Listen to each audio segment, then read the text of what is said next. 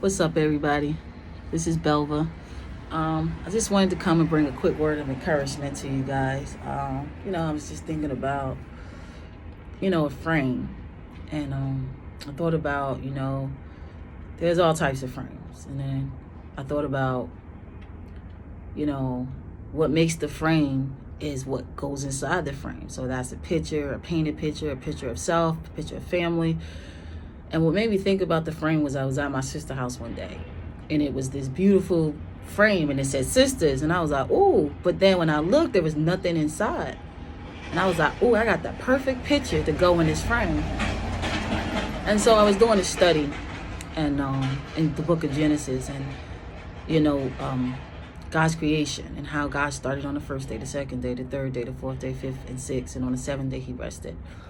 But my point is this, is that the Bible says that the Spirit of the Lord was hovered over the waters. It was empty. It was dark at that time. And when the Spirit of the Lord came, it hovered over the waters.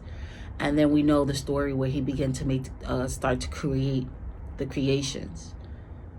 And God showed me how before the creation, which we know it is this earth that we live on, became what it is today, that the overall frame of it was the ocean of the waters. It was the waters before it became oceans and seas, which is all water.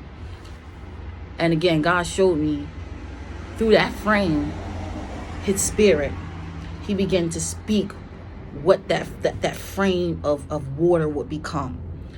He began to paint the picture in what we know today is as the earth.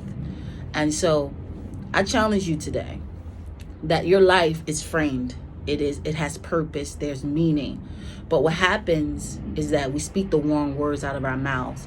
Just like God spoke life. God spoke what we know it is to be today. And that the words of his confession gave us what we live on today, which is earth. We're allowed to see the birds, the seas, the trees, human beings. He told us that he created us in his image and his likeness, that he's given us dominion over every scorpion, everything is under our feet, over the things of the sea and the oceans. Just paraphrasing. And I want you to know that you can have what you say you can have. And just like God, when he created the earth, the world in which we live in, and set on the 6 days, and on the seventh day he rested, we can see the picture that he painted.